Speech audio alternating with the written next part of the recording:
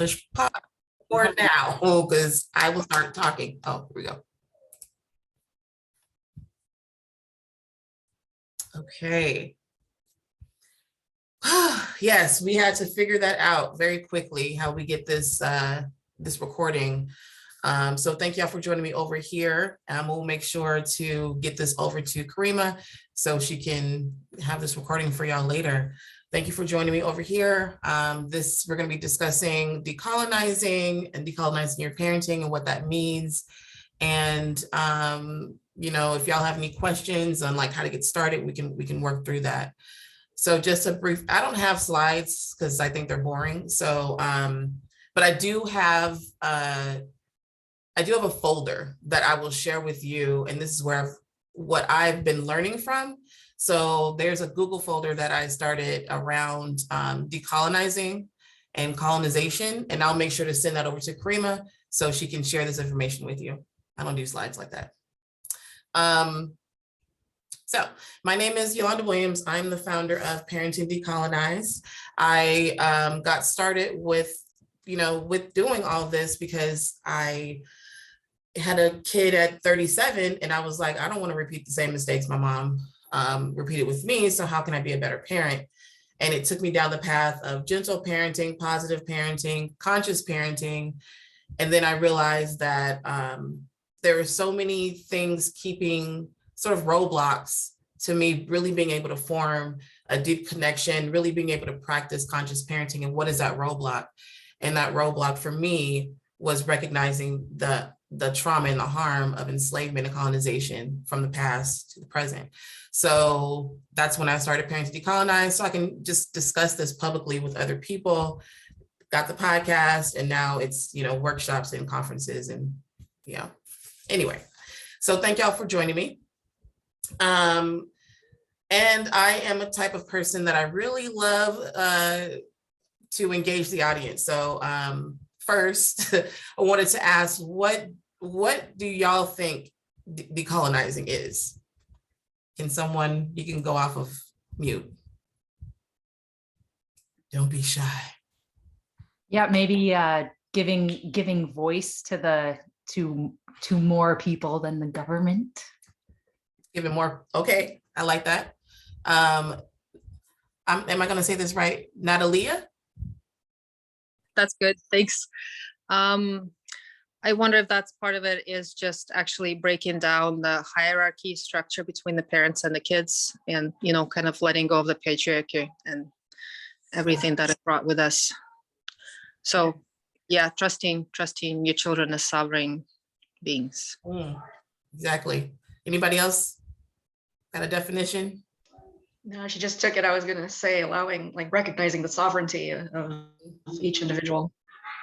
Yeah, because at the heart of it all, colonization, it really did start of course, it started with the bodies, right? It started with saying, I'm going to come over here, I'm going to take your stuff and displace you, and everything that you've built is now ours, and you get to go over here to the indigenous people, and we're going to basically take over everything. We want you to forget your language, forget your culture, and you now have to assimilate to this culture.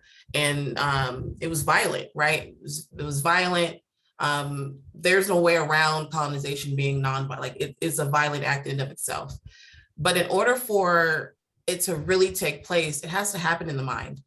And I get a lot of pushback on Parenting Decolonized because I had people in my comments before, like, you're using colonization as a metaphor. There was a whole, I think it was Tut and somebody, I always forget the other person.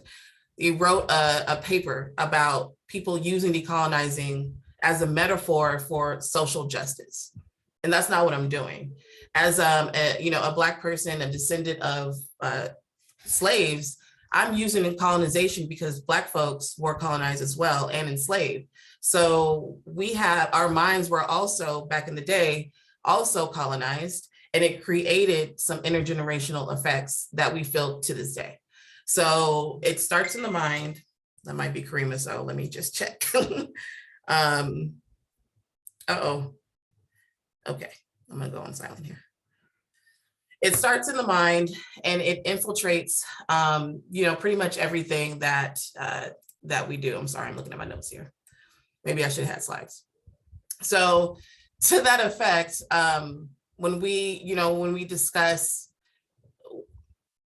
when I started looking at this, I found a paper.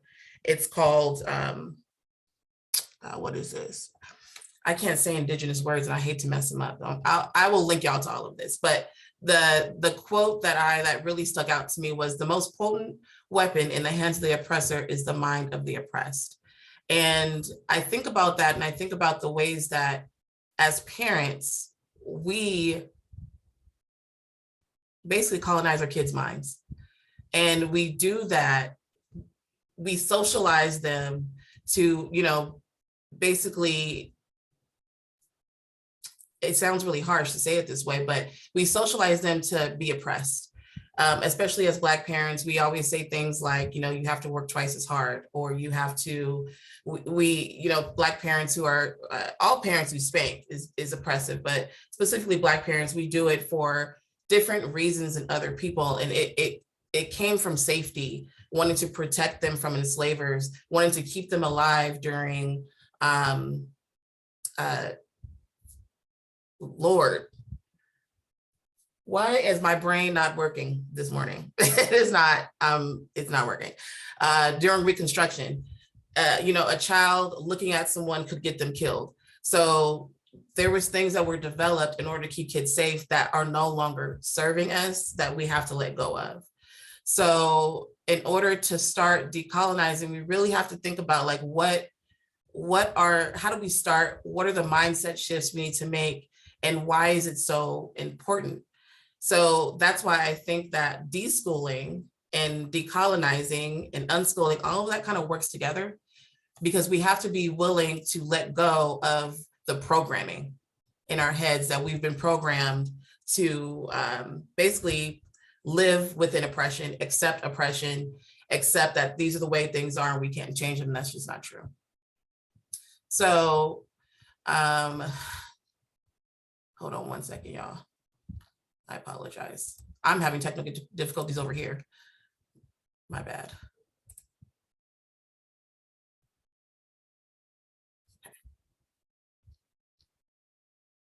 So there was I don't know, and I never say his name right, Paulo Freire. Y'all familiar with him? He's a Brazilian educator. And he spoke about mind colonizing educational paradigm. Has anyone heard about that? He called it the banking model.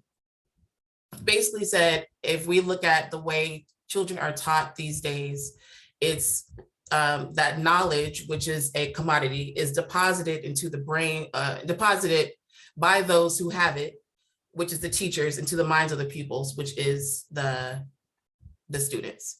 So the banking model is basically a form of colonization, because who grants the colonizer the right to intervene in the pupil's mind? Like, who grants them, who says that the knowledge that they're putting in there is what the child actually needs?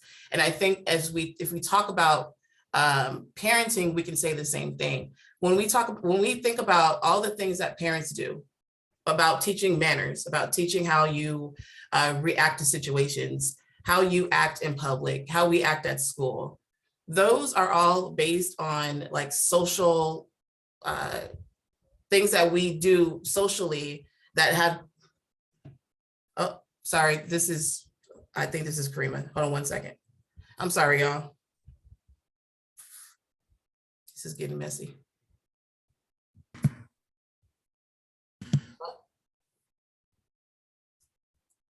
That was not her.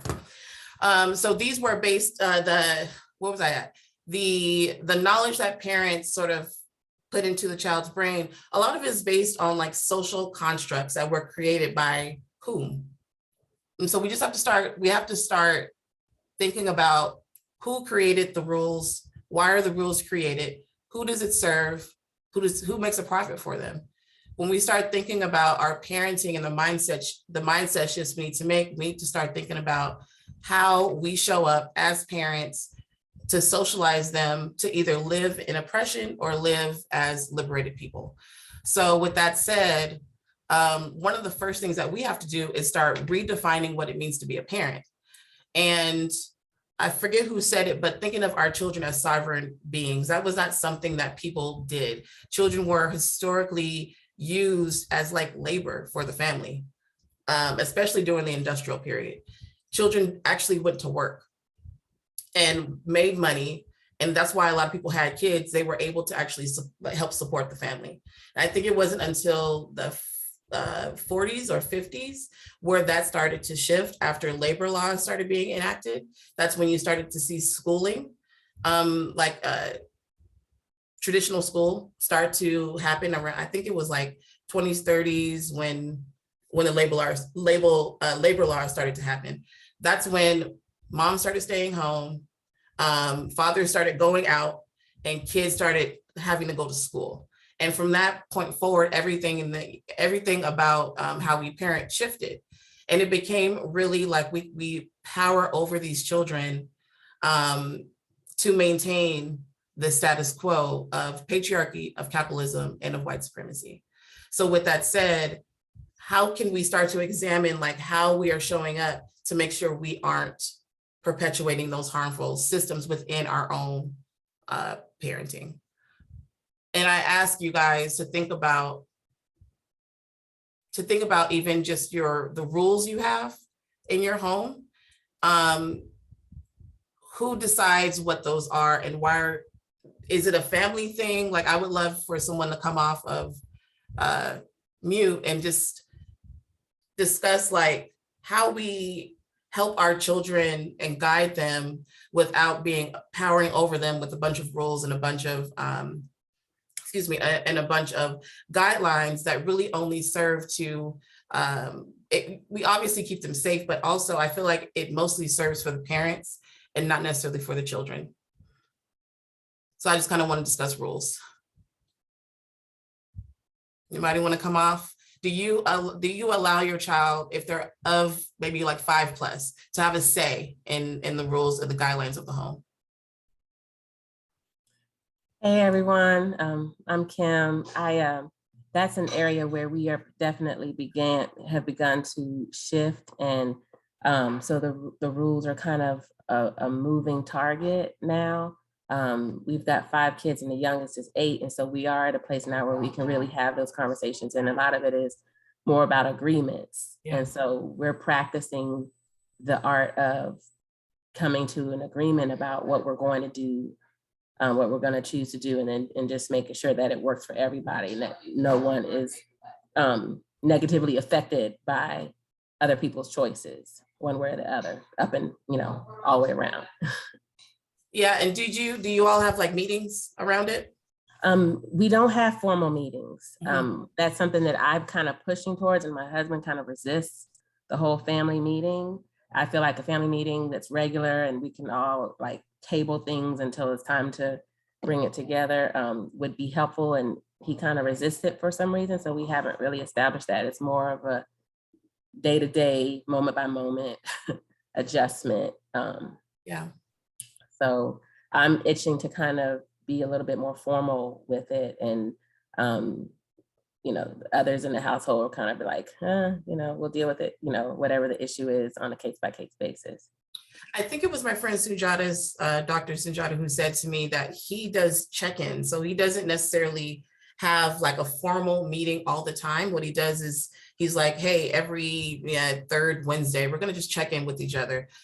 Is there something that happened, something you want to discuss, something that you feel that we're not adhering to our values? And then if there's nothing, then there's nothing to discuss. Like, it doesn't have to be a formal thing, but I do believe I believe that in order for everybody to be on the same page, you got to be willing to discuss things.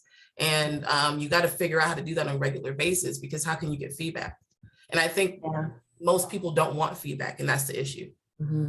Yeah. I don't know, I'm not talking about your husband. I'm just saying, like, most people don't want feedback. Most people are afraid of what their children are going to say about them, because then it forces them to be accountable.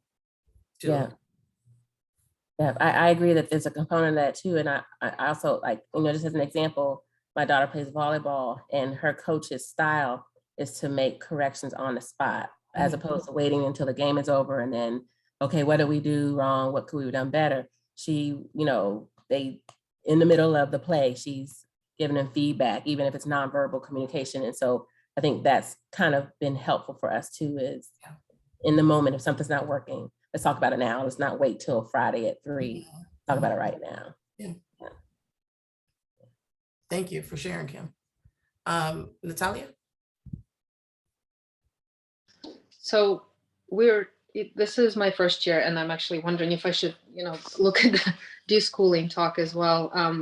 I'm striving to have established boundaries versus rules, but it's actually I find it super difficult. And so we have a lot of conflict over that, I suppose. Like bedtime, we have a small house, and while my 13-year-old son wants to establish his independence, and he wants to play games late, and we need to sleep. And so I asked him to go put it down at some point so the whole family can sleep.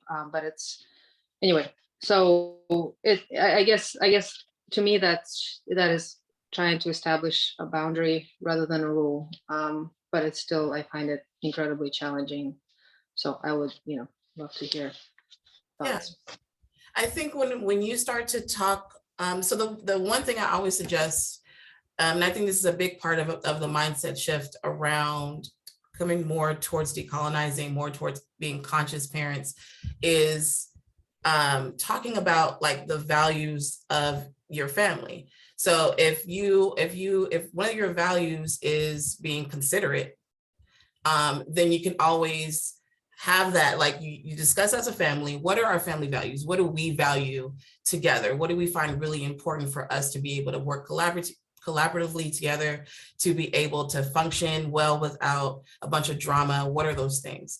And as a family, you kind of work through those, through all of that, discuss it, come up with, let's say, like top 5. And then when something happens, you can say, hey, we discussed family values, and being considerate is part of that family value. How can you like honor this, help them learn what these words actually mean? Because the thing is, kids, they want to do what they want to do. So we have to figure out a collaborative and cooperative way to like help them work through their want to do what they want to do. I'm not saying like let him just disrupt the whole family, but there has to be a way to get him involved and making him feel like he's part of the collaboration of having the house feel safe, feel like a space for everyone and not just for one person. So I would just suggest, I don't like having rules. However, there are things that are sometimes has to be non-negotiable in a home. I got to get some sleep. So I'm not going to negotiate about my sleep. Okay. What I am going to do though, is figure out a way that I'm not being oppressive or powering over my child in order to get my need met too. So I obviously don't have the answer right now in this one meeting, but I do think just having the discussion with your family and just being like, let's go over values. And for me, consideration is a big value. How can we be considerate of one another? And around consideration, what do you need to do now? That's one of our values in order for you to be considerate of the family when you want to play video games. What does that look like? Is it headphones? Is it playing really low? I don't know. Like what, have him come up with some solutions. That's how we empower these kids. So outside of rules, the biggest thing that I was running across for myself in my own life when it came to my daughter was really feeling like I am the parent and she has to listen to me. I am the parent and I have to basically rule over her, right?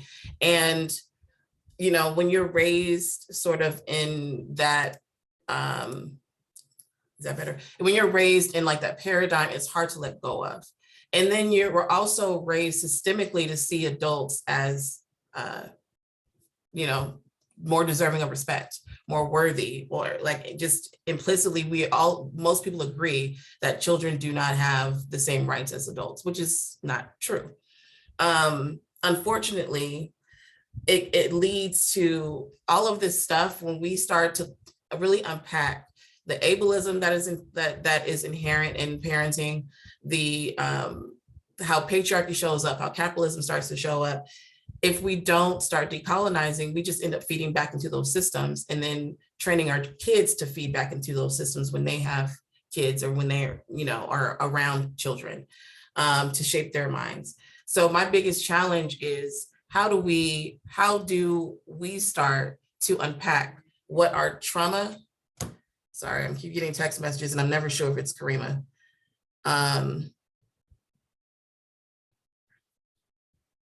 Okay. How do we unpack the trauma of colonization and start to look at what do I need to start shifting in my parenting? For me, it was power over and control to power with and collaboration. It was also, I have to fight against against being violent. I was raised in a violent household. And so I have to learn how to do things that will override that natural instinct for me. It really is an instinct, like when it's not as much anymore, but when she was much younger, it was an instinct for me to want to reach out and pop her when she was doing something. I had to restrain myself constantly from doing the thing that came natural because that's how I was raised. I was raised with violence. And when you're raised that way, that's what you learn to do. So I have to intentionally say to myself, you made a commitment to not parent this way. And I have to figure out how to pause in the moment, how to control myself, and how to meet her with empathy and with respect and with compassion as I'm disciplining her when she's doing something she's not supposed to do. And that's been the hardest part for me as well. And the way that I've been able to kind of override those urges or learn to develop new habits is I developed a parenting why. And this why was based on not wanting to perpetuate oppression, perpetuate all the things that are violent in colonization onto my child.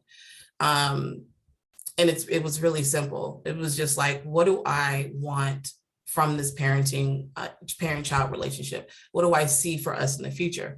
And I sat down and I just wrote about it. And the main thing is I want Gia to see me as a friend when she's older. I want her to want to be around me. I want her to be someone that when I call, she actually wants to talk to me sometimes. I know it's not gonna be all the time, but I want her to see me as somebody that she can really trust. So then I had to work backwards from there. Who do I have to become in order for her to see me like this?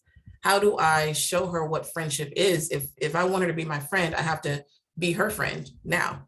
If I want her to trust me, I have to build that trust now, not when she's older. Oh, okay. Thank you, Kim. And so have any of you ever thought about why you want to deschool or unschool or decolonize your parenting? And is that why connected to something I would love if any of you have a why for you to share it. And if you don't, I would love for you to think about it for a moment, about why you want to actually be this type of parent, because that is what keeps me in check. Hi, go ahead, come off mute. Is that me? Sorry, I don't know, I can't see nothing right now. I'm sorry. I feel like I talk a lot too. Does anybody else want to go? I'll go after you finish. Okay. Oh. For me, I feel like what you're talking about, the decolonization became with breastfeeding, because I had to learn how to trust my child and not pediatricians, and knowing that my kid is going to take as much as they want to, and not a prescribed amount and whenever they want to. And but then it ended with breastfeeding, and I sent them to school because I had a belief that somebody can do it better than I can. And they were actually in school for a long time, and this is our first year. homeschooling, but that is like I'm trying to reclaim back that like I'm not a danger to my kids, like that I am their parent and I'm like worthy and knowing of like what my kids need and I can meet their needs. But it's actually, so I have had that with attachment parenting and breastfeeding in early years, and then I strayed away from that, and I'm trying to come back to that. But that is sort of my goal, and obviously connection has always been the primary goal for me. Yes, and also I grew up in the Soviet Union, which you can see what's happening there in Russia, and we were bred to think in a certain way and to, be, to take in the authoritative view as the truth. And so I have family members in Russia who, do not see what is happening and are completely, and I want my kids to think freely for themselves, because the world just needs that. So anyway, that's my reason. That's my why. Well, thank you for sharing. And that's the thing, like you touched on so much. When we are indoctrinated into certain ways of being, certain ways of thinking, it sometimes it shows up in almost every part, but it really shows up in our parenting. And I believe that if you just recognize that, like, wow, I have this indoctrination that I have to now deprogram and do that while I'm parenting, it's super hard.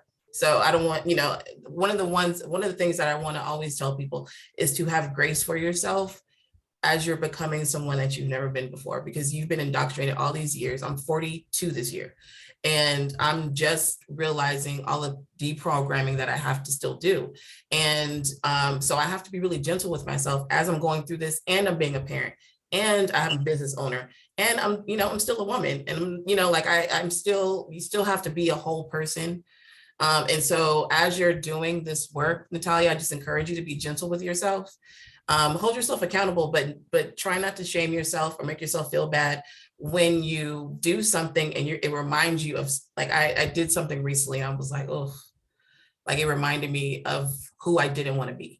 And I had to like realize, like, this is not a practice of perfection. Perfectionism is a lie. And so all I can do is do my best. And when I make a mistake, apologize for it, and then try to do better next time. So awesome that you recognize the programming and that you're working against it. And just know that it's not easy at all, especially when it's really cultural. Yeah. Okay, who's next? Hi, I'm Karen, and my why started for me years ago with decolonization, deschooling, and unschooling, only I did not know that those terms existed. Mm-hmm. So you know how you're doing a thing and then somebody tells you, oh, that's such and such. So for me, having children 21, 11, and 9, I just remembered spankings and how traumatized I felt anytime they received one. Mm-hmm. And I thought to myself, nowhere else in the world am I able to hit someone for what they do or don't do. Mm-hmm. So how is it that I'm allowed to hit these beings that I birth because they're not doing something that I want them to do? And so once I wrapped my head around, well, it's just harder to change it, right? It's easy to spank a hand to say no, or a bottom to say don't, versus having a conversation with a child who at the time I may not have seen equal to me. Right. You should listen to me because you are the child and I am your parent. But now we've gravitated to buy-in and mutual respect. And why are we doing these things? People we talk about parent gaze and grandparent gaze, and they would say, why do you talk to them so much? Well, because they have questions. They want to know why we're going here. They want to know why we're doing this. They want to know why they have to stop. And Right. as long as I have breath in my body, it's really nothing wrong with me telling them this. So you say you want your daughter to be your friend. I want my children to always know that I'm their safe place, Yes. that I am someone that they can trust. And so it's doing the things that I'm supposed to do when I say I'm going to do it, apologizing when I don't. When we went through this journey of deschooling after we homeschooled, and we were in a very vigorous tutorial program, and it was accelerated, and I was more stressed in the tutorial program than I was in the private schools that they attended and the public schools that they attended. And I said, our entire world revolves around getting work done in a homeschool tutorial. Make it make sense. Make it make sense. Why? Why are we No, doing no. this? Yeah.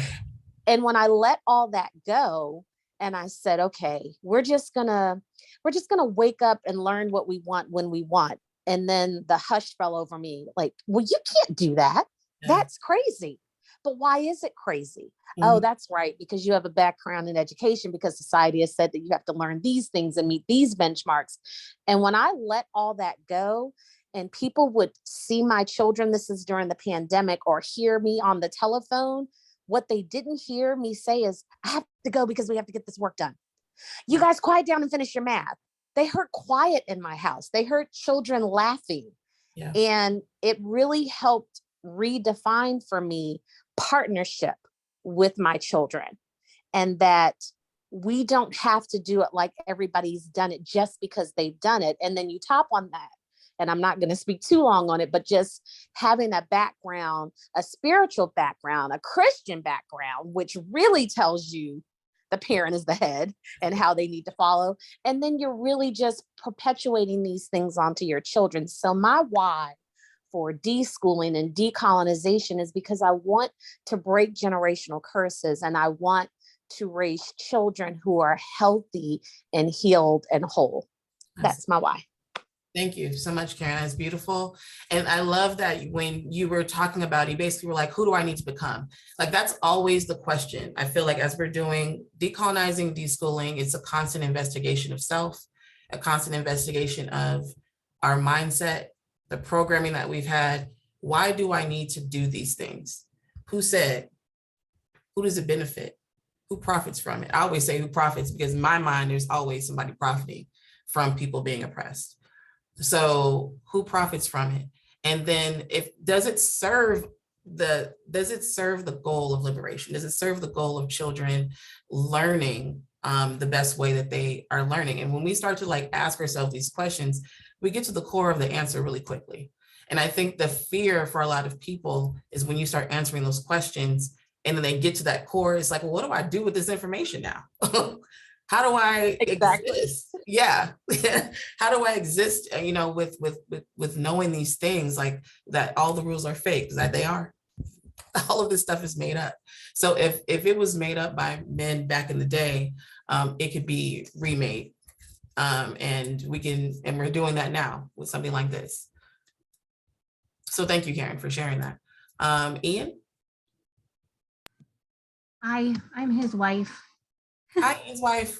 My name is Whitney. Hi, Whitney. I feel like my why stemmed from a very early age, because I saw, sorry, I'm getting emotional because I'm pregnant. Congratulations. Oh my gosh. Okay. But I saw my grandparents and Take your time. We're in the church. my parents and my great-grandparents go through alcoholism, drug addiction, mental illness, and extreme like anxiety and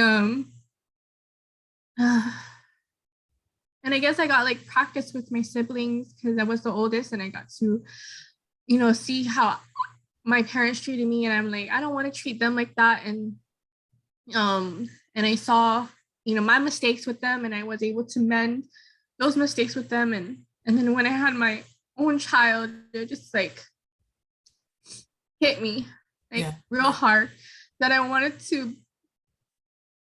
break those cycles, because I didn't want her to feel the anxiety I felt. And as I unschooled, as I deschooled, I realized how much that was attached to what we were conditioned in school, and I lived like all over in Hawaii, and I went to so many different schools, private, public, and as I de-schooled, I realized how toxic it was, and I realized like I don't want to perpetuate that type of pressure and expectations and perfectionism on my child, because I realized like all of that, all of my generational trauma was rooted in so much of that. And so Yeah. that's my why. Oh, it's a beautiful why. And let me tell you, it's the same why that I have too. And also, are you, and you don't have to answer if you don't want to, but are you said you're from all over Hawaii. So are you indigenous Hawaiian? No, but my family originally, like, we're old plantation, like the very, I come from like old roots of when they first came into Hawaii to be plantation workers. Yeah. So I was 5th generation there. So it's like some of the same generational trauma. You know, it's deeply rooted in colonization, and all of that mental illness, alcoholism, that is a result of colonization. That is the people who are in pain and trying to figure out, how do I exist in this oppression and trying to escape it mentally. And that's why I say that decolonizing starts with the mind. You know, when I talk about it and people push back because they're like, it's about land back. And I'm like, I'm all for land back. But we have to acknowledge that colonization of the mind is powerful. It is powerful and has kept people in chains, literally, in their minds. And so as you go along this journey and having that like passion that you have, that's why you're crying, because you feel it like, I don't want this for my kids. I want to stop with me. I don't want it to go any further. And I feel that same passion because I see, especially, you know, Gia, my daughter Gia is autistic. And so I really have to be careful about how I handle her autism, how I have to really unpack my internalized ableism, my internalized anti-Blackness. It's there. All of that is there because of colonization. And so when we start to recognize really the root of it, that it's not just like something that's wrong with our family, that helped me a lot. It's my family has some stuff, but the root of that stuff, it didn't start with them. It started with enslavement. It started with colonization. It started with them having to survive that. And so these people who are surviving that stuff, they survived it in really toxic ways. And now I don't have to be like that. I don't have that same pressure to keep my child alive in the way they did. It's a different pressure. Now I have to figure out how to walk that tightrope as a Black parent, of freedom and liberation, but also fear, because we know our kids are not safe out in these streets. And I think you probably have some of those fears too. I just want to encourage you, like, just know that as you go along this journey, you already have such a strong sense of what you don't want. So now it's just like, again, who do I have to become? Who I have to become? What are those shifts I need to make? You already noticed that the schoolish mindset really has infiltrated how you think about the world at large. And so just working backwards from there, like, what are those things that I have to let go of? Because it's so funny, you won't even know sometimes until something comes up. Like when I got Gia's diagnosis, I was like, oh, why are you feeling? Like some of the feelings that came up, I was feeling, it was about me. It wasn't about her. It was about me being judged. It's about like, I'm a bad parent. All these things started coming up and I realized like, why are you feeling this? It's nothing to do with you. Like it has nothing to do with you. There's nothing wrong with her. And I had to really unpack that and really stop treating her like something was wrong with her and embrace who she is. And at the core, I think of deschooling, decolonizing, unschooling is allowing people to be who they are fully and wholly and loving them for who they are and not for who we want them to be. So thank you for sharing. Appreciate that. Okay, Kim. Hey, yeah, I just wanted to share briefly because I know we've got to close in about 8 minutes, but for me, it was when one of my high schoolers, there was something we had to do, a decision he had to make, and I asked him what did he want to do, and he says, "I don't know. What do you think I should do?" And it dawned on me that he lived a life of, that was so structured and so patterned that he didn't have any real vision for his own desires or future. It was everything about what he was told he should want to do. And it wasn't even about him resisting that. It was him desiring that because he was so uncertain or didn't trust himself. And that's when it occurred to me like, oh my gosh, because here I am as a 45-year-old woman. I've been operating that same way of, making decisions and then feeling like I had to talk to my dad first to see what he thought, or the fear of if I make a decision without getting buy-in from external voices that I was making a mistake. And I just didn't want that for my kids. I wanted them to be empowered to make choices for themselves and to make assessments for themselves. And then also recognizing too that, again, who am I to, I came up, my father is West African. So I had a very, very much, this is the way you do it. This is how, this is when. And like, who am I to know the answers for them? I don't know the answers for myself. I'm still trying to figure things out. And so it's me being the parent telling the child what they should and shouldn't do. It's more like, okay, hey, I got here before you did. And I'm a little further down the road of experience than you, but I'm on the same path that you're on. So let's go down this path together and figure it out together. And I'll be transparent about things that I'm working on. And, I want you to be transparent about what you're feeling and what you're desiring. And, let's do this together. So that's kind of my goal in the space of wanting to, to be in decolonization. Yeah, and that's beautiful because decolonization tells us that we can't trust ourselves. Yeah. That we are not worthy of trusting ourselves, that someone has to tell us what to do, and that we need violence really in order to really be able to even do the things that we want to do. And violence isn't just physical, right? It is mental, it is emotional. And so when we are parenting in ways that don't allow a child agency, that is violence.